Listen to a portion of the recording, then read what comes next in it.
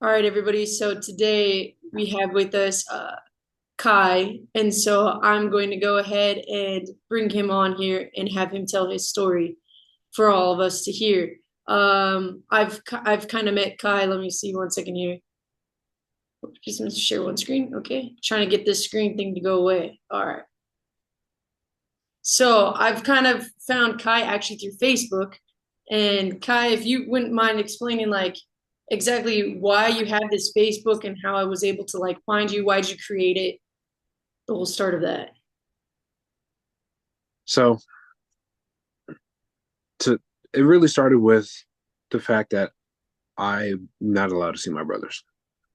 And I've been stripped of my own best friends, which is my little two brothers, Zane and Evan. And I've lived with them since they've been alive. And having them stripped from my life is it's honestly depressing and it's really difficult to deal with. And sitting around just hoping that I'll be able to see them one day is just not going to work in my situation. And nor is it going to help my brothers ever see me again either. If I were to not do anything, not talk about this, not spread awareness on what's going on and what's what evil is lurking around in East Stroudsburg, Pennsylvania. Mhm. Yeah, and I guess that kind of answers my one question. You said that you're from Pennsylvania, and if you don't mind disclosing, how old are you? And you're being alienated from your siblings, your brothers. How old are they? So I'm 21 years old. Was born in 2003. My middle child, my middle brother, his name is Zane. He is 11 years old. He's going to be turning 12 the end of this year. And then our youngest sibling, Evan, he actually turned 9 in May. It's crazy to me because I remember when he was born, I couldn't believe it, especially because I had pretty big influence on naming him. But yeah, 21, 11, 9. And so you basically you're the oldest brother, so you kind of are like the protector of your two siblings, Yep. and you're alienated from them now. Now, is this due to the courts or just due to like explain a little bit about that? So this is this is the intent here. The motive it comes from my stepfather, and then the courts are they're helping make this happen. So my stepfather, which is a guidance counselor in the East Stroudsburg area school district, his name is Jeff Reichel, or some people might call him Jeffrey. Um, he was married to my mom for quite some time, and he's he he has a lot of friends that are not only in the school district but also in the court. For instance, the judge that is managing this case is a friend of his. Um, his lawyer, they've been friends prior to this divorce that's been going on for years. Um, so that kind of gives you an idea of like it. The motive is coming from Jeff, but like now he's got friends that are in the position to help get him what he wants, and that's to keep my brothers away from my mother and myself forever. Like essentially delete our existence out of my brothers' memories, lives. You get what I'm saying? Yeah, so essentially he's weaponizing like his use of the courts and his friends to eliminate you guys from being a part of their lives. And in your opinion, why do you think he's like doing that? Like, what's the motive behind it? Just to hurt you guys, or So, I mean, it's kind of like there's two things for like number one. It's kind of like, for one, he's a child molester, and two, he's evil. I don't know where the evil comes from. I don't know where the the sexual predator in him comes from either. Um, but that's really what it is. He's a sexual predator, and he also loves he like he feeds off of drama and gossip. So for one, he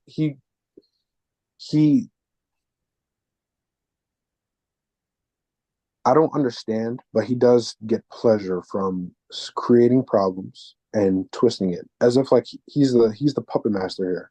He aspires to be in that sort of role and position to pull the strings, and the people that are involved in this tend to not be aware of who the puppet master is.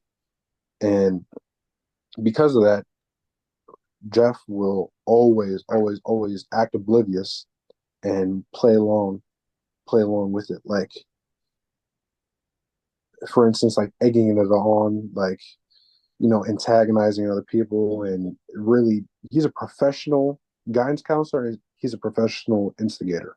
He is amazing at creating like real stressful hair pulling issues, and he's really good at keeping this on for a long time. Like one issue like that goes on for years, and this is one of those cases where this is going on for years.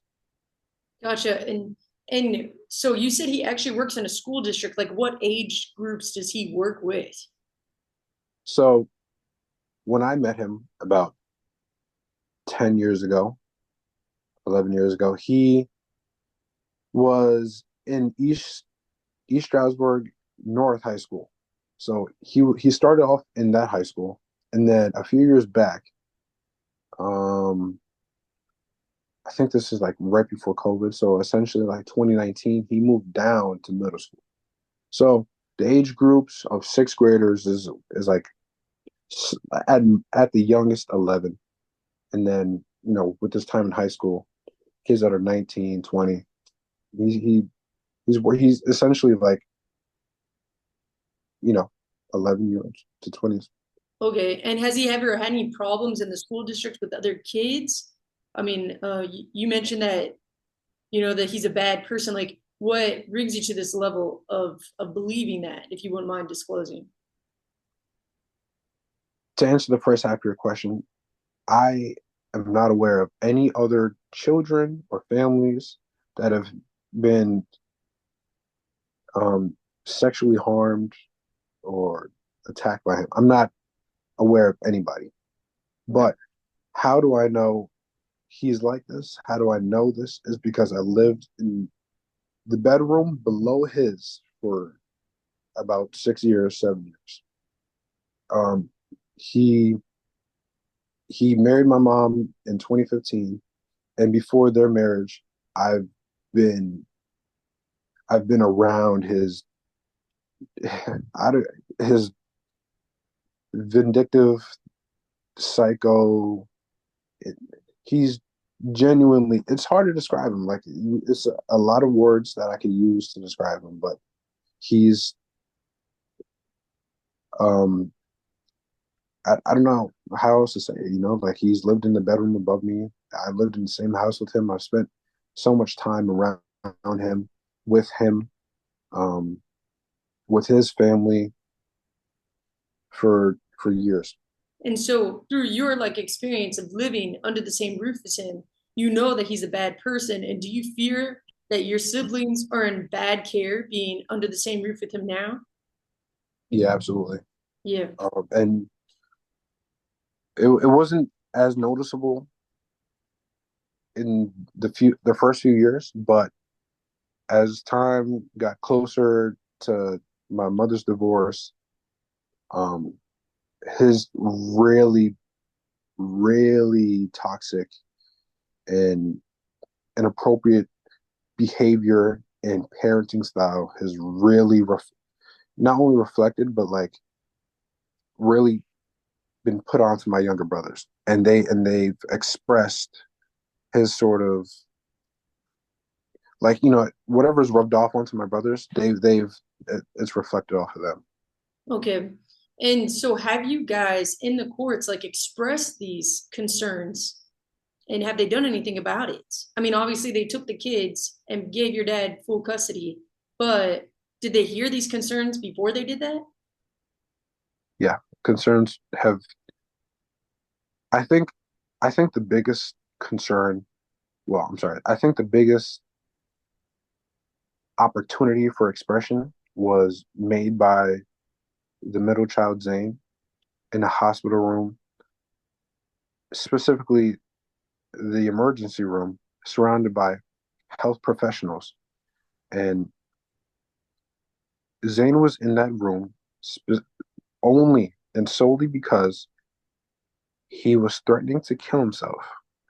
He was threatening to kill himself because of how much he hates living with our stepfather and how depressed and worthless he makes my brothers feel. These health professionals heard firsthand Zane's reasoning. Zane say he's going to kill himself, why he's going to kill himself, how he's going to kill himself, more specifically with a noose, a rope in the house. So, yeah, there's been plenty of opportunities taken to expose and, well, in attempts to expose and reveal these issues, and they've been completely ignored. Exactly. And so, yeah, this is just, really frightening to hear that these kids are, they're crying out for help and no one's listening. And instead they're just putting them in their abuser's hands. It's Yeah, like, here you guys go. And at what point is it going to be enough? It's really just frustrating, I guess. And why exactly was the courts, what was their like reasoning for saying, here you go, you get full custody? Did they give like an explanation ever to like your mom and you? No, no explanation. They just said dad gets full custody and now you two don't get to see them. essentially, yeah. I wish there was more to it, but all I And can really say is no. There how was. long has it been since you guys have seen them or spoken to them? It's been about 400 something days for me. Um, I specifically remember seeing my brothers before my birthday last year. My birthday is in April. I saw them around March of 2023. That was the last time I've seen either one of them, and that was actually the last time I've spoken to either one. Wow. And the last time you spoke to them, just because I've heard other parents say, like, the last time I spoke to my kid, I felt like something bad was lurking around the corner. Did you ever have that kind of fear or feeling, or this just completely blindsided you? This actually completely blindsided me. I thought the situation at that time, like the situation at that time, was almost at the maximum worst it could be. I was I didn't believe. If you asked me in March or February of 2023, there was no way I would have believed you if you told me, hey, Pennsylvania, this court system, Jennifer Seibel, the judge on this case, is going to completely remove both your brothers out of your life, and with with with no logical reason at all. And what are the repercussions if you were to say pick up the phone and call them? Do you know what would happen to you? Have you ever tried to see by chance? Just to make sure, you're asking if I ever try to call my brothers. Yes, yes. Like, does anything like are you even allowed to even do that? Are there repercussions? Like, do you get in trouble for even trying that? Regarding myself as an individual, I have not been notified. I have not been sent a letter by the court or by this judge. I have not been notified that I'm not permitted to speak to them. But to provide some more context, both of my brothers, prior to being completely silenced, they both had their own phones and tablets. So I out on a regular basis. I was and I would be able to text them, call them, FaceTime them, or even if they were with my mom, which they should be, I would be able to talk to them through her. But I've I've attempted to speak directly to both of my siblings, and I guess what happened was once they were locked away with my stepfather, he went ahead and completely removed or disposed of their devices. And even if they did get new devices, like let's say they got brand new iPads because Jeff threw out the old ones, I know for sure Jeff has restricted them from downloading any sort of communicative apps. And I know my brothers don't memorize my phone number. And I have not received any sort of attempts from them, like any sort of communication attempts from them. Mhm. Well, I still applaud you though for like creating your Facebook page and things because one way or another, everybody knows there's social media out there and there's a possibility that they could be at a friend's house and they could find it. Or they could be at a friend's house and just search and see you talking out and speaking out about this and they're like, there's my brother. There he is. He's still caring about us. He still loves us because regardless of what's happening over there, I think that'll help down the road for them to see that you guys still loved them and still cared and still were missing them every day. So I Mm-hmm. want to applaud you for speaking up because a lot of people don't. Um, I Thank did you. hear on your other podcast that you said there was something about letters that were written anonymously. What was that about? This is, as a matter of fact, a very touchy subject. Okay. What I can say is I cannot speak on this, but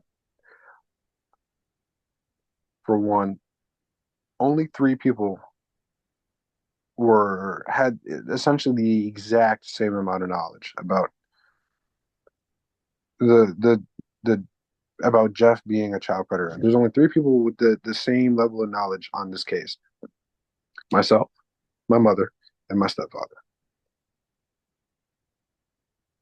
I know for a fact I did not write that letter.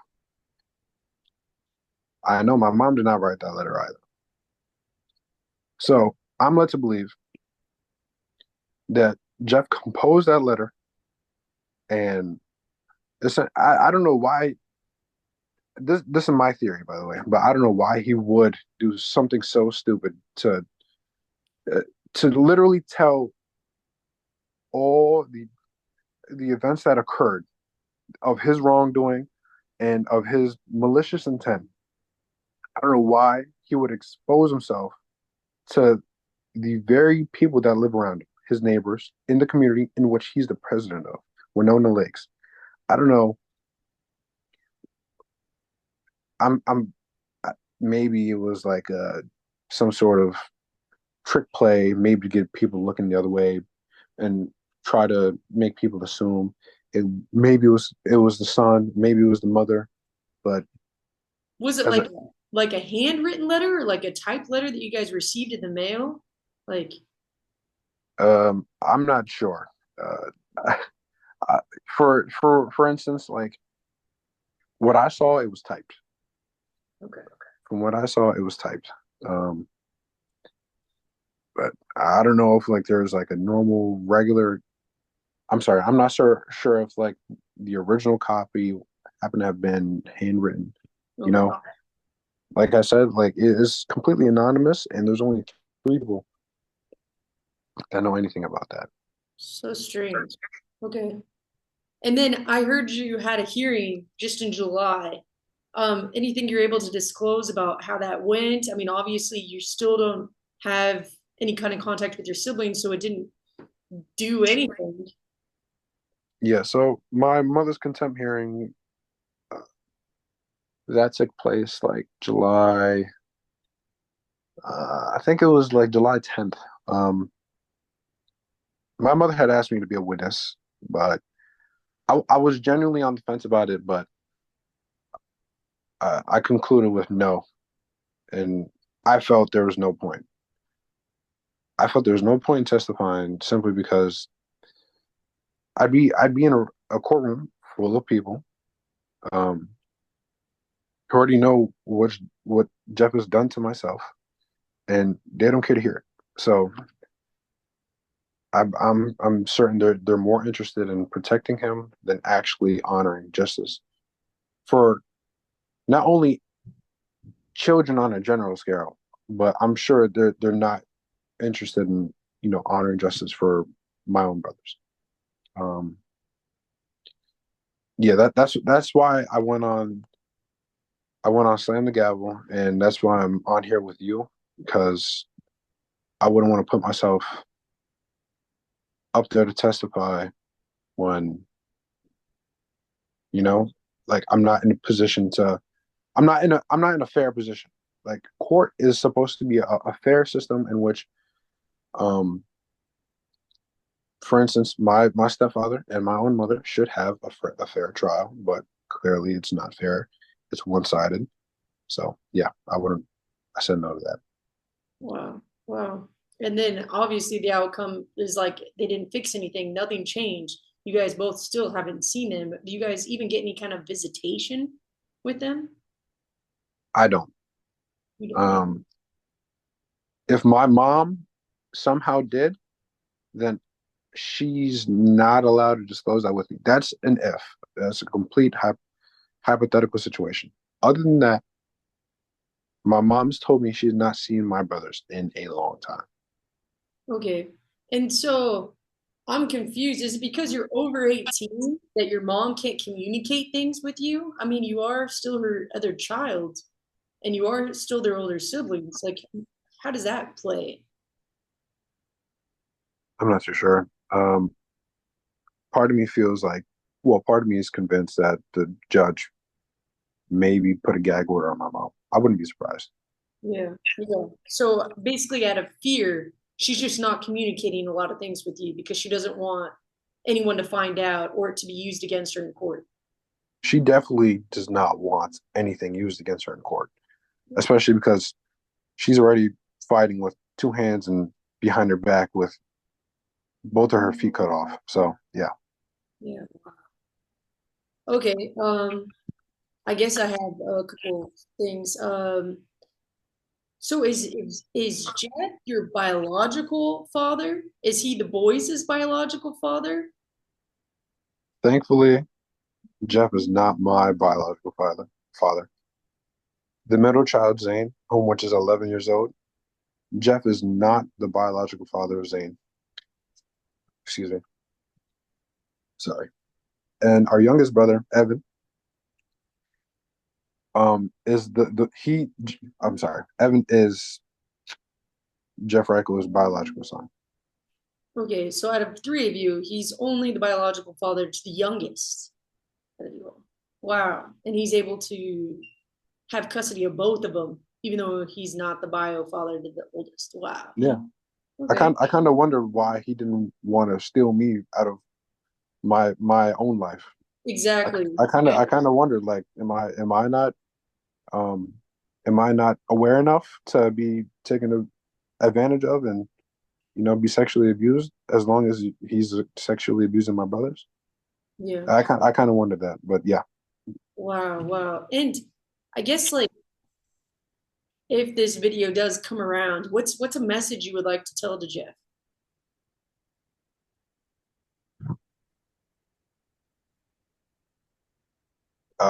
For one, I'd say he needs to confess and apologize. Um,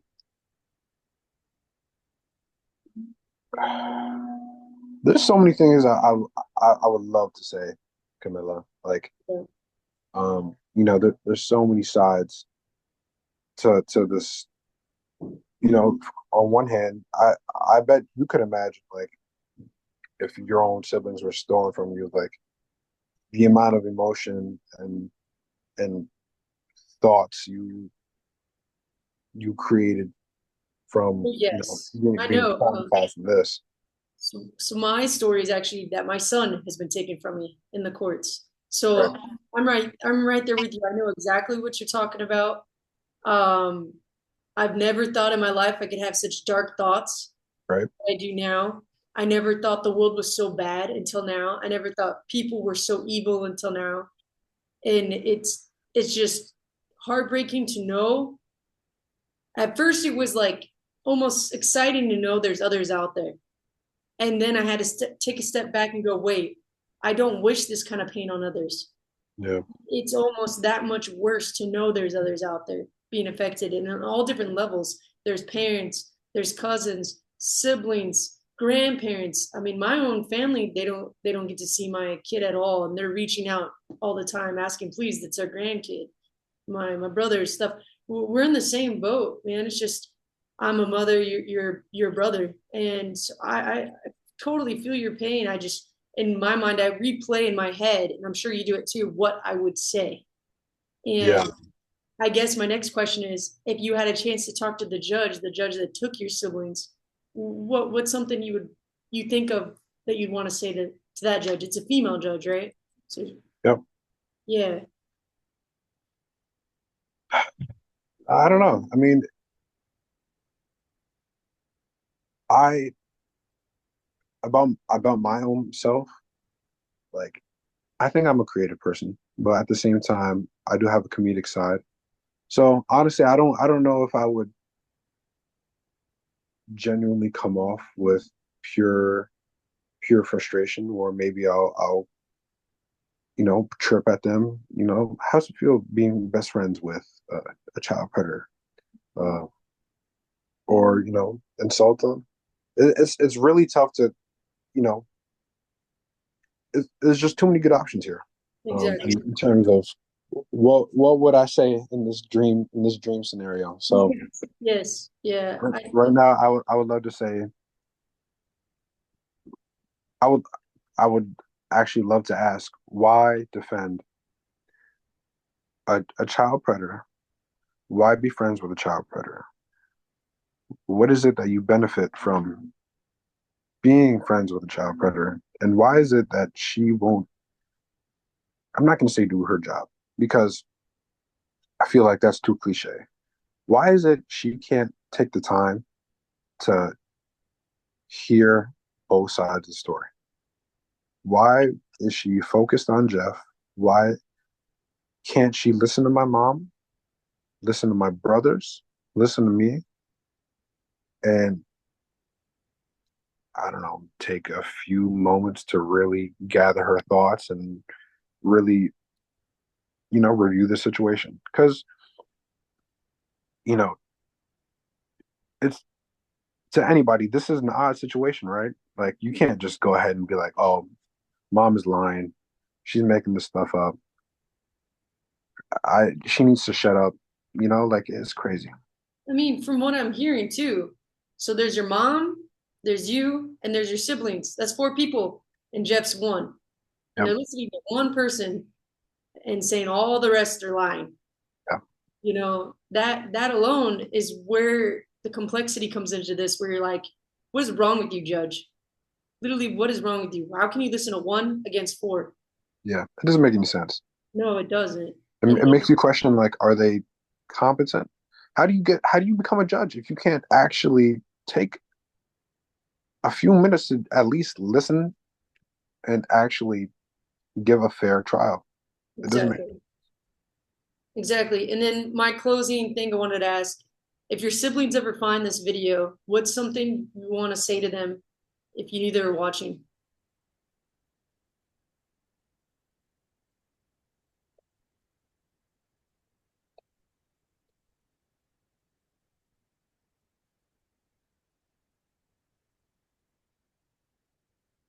Like I said before, there's like so many good options to say. Um, I feel like a very simple, heartfelt, I miss you, I love you, stay strong. I feel like that's cliche to say. Um,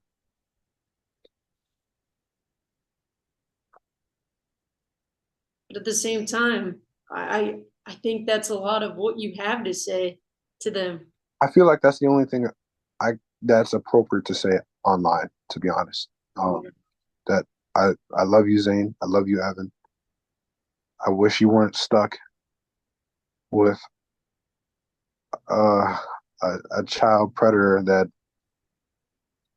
has a really strong sexual attraction to young boys. I'm sorry you're stuck there. Yeah, I'm sorry, Camilla. Like, I'm kind of stuttering right now, but like I said, there's just so many things that would just naturally flow off my No, tongue right now. But I think that's Zane, good. I really I'm doing this for you, for the both of you, coming on here, talking and sharing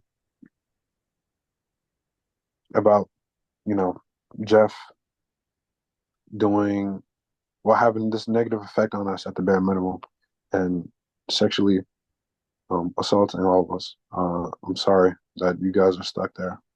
And I wish I could come in there like Superman and swoop in and fly you guys out of there. But I hope to see you guys soon. I think that's beautiful, Kai, and I really hope no matter how much time they try to keep you guys away from each other, that eventually they're gonna age out and they're gonna find you guys and know that you guys have been fighting for them this whole time. So I just want to say thank you for coming on, and I really appreciate you opening your heart and telling everybody. And man, you're a good brother. I really feel bad for you, and the fact that your whole family's going through this.